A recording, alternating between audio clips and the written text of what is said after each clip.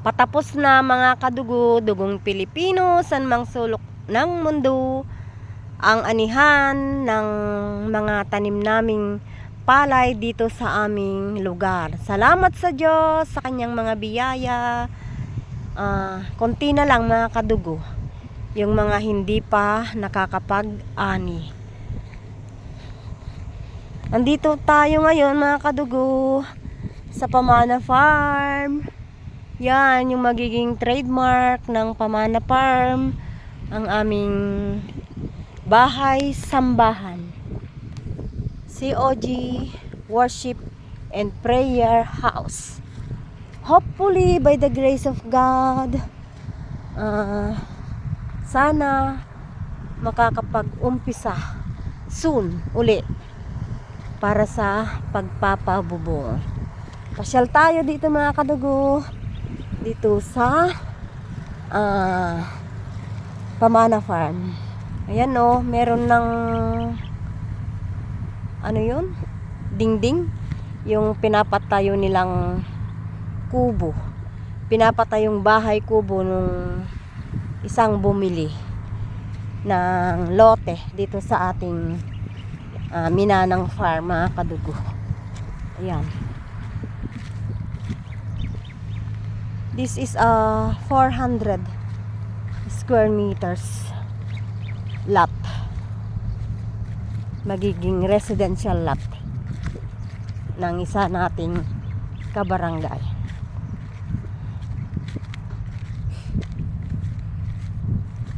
Ito naman ay 420 meters sa iba naman.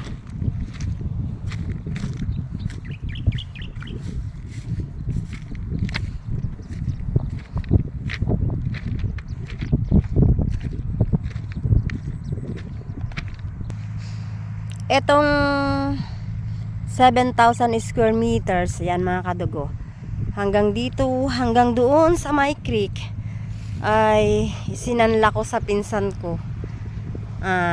Siya ang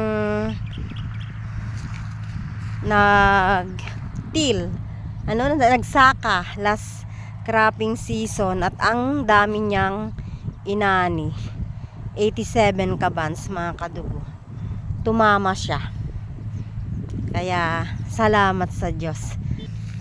Pinambayad ko sa utang ko sa bangko para hindi wala na akong problema na interest binabayaran. So ayan mga kadugo, kailangan maayos namin itong right of way papasok, kasi we are working na itong kay ate, itong katabi niya mga kadugo, naghahanap din kami ng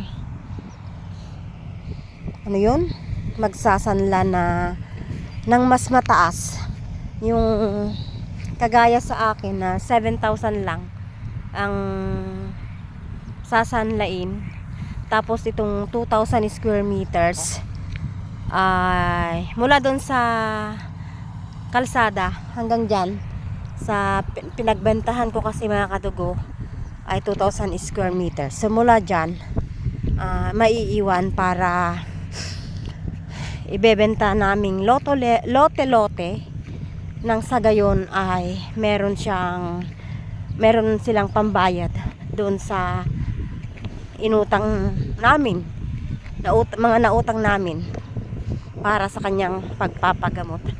Yung sinanla namin na lupa ng bunso namin, tsaka yung mga iba pang utang nila, and then marami pa siyang magagastos mga kadugo, kasi pagka pinagkalooban siya ng kagalingan at naging effective yung pagkekemo niya, ay ooperahan siya, aalisin yung siguro mga ovary niya, tapos ibabalik yung, di ba meron siyang drain ngayon, pinag-drain na, hindi ko alam ang tawag doon. So yun ang plano, praying for God na pagkalooban kami ng taong sasanla dito ng kagaya dun sa akin, na 7,000. Pero mga 1 million mga kadugo. Tapos may iiwan itong 2,000 para maibenta. Gagamitin niya at saka pambabayad doon sa ginastos na niya. So merong mula dyan sa highway, sa daan papasok, merong 6 meters na daan. So dapat maayos namin ito. Ito, dito. Ay, mula dito. Mula dito mga kadugo, diyan. Siyempre 6 meters. So mga hanggang dito ang magiging daan, hanggang dito, 'di ba? Oh, yan. Yan. So yun ang kasalukuyang kalagayan mga kadugo nitong ating Minanang Farm, buhat sa ating Diyos sa pamamagitan ng aking namayapang mga magulang, si Daddy Nani and Mommy Openg. Ayan.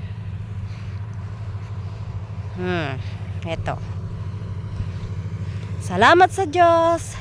Ingat po tayo mga kadugo palagi. Lagi nating tatandaan. Mahal tayo ng Diyos. Hindi niya po tayo pababayaan. Maniwala, magtiwala. Ang hirap umakyat. Umasa. In Jesus' name. Sumunod lang tayo sa kanyang mga salita na matatagpuan sa Biblia. Ne. I love you with the love of God. Mga kadugo, dugong Pilipino, saan mang sulok ng mundo.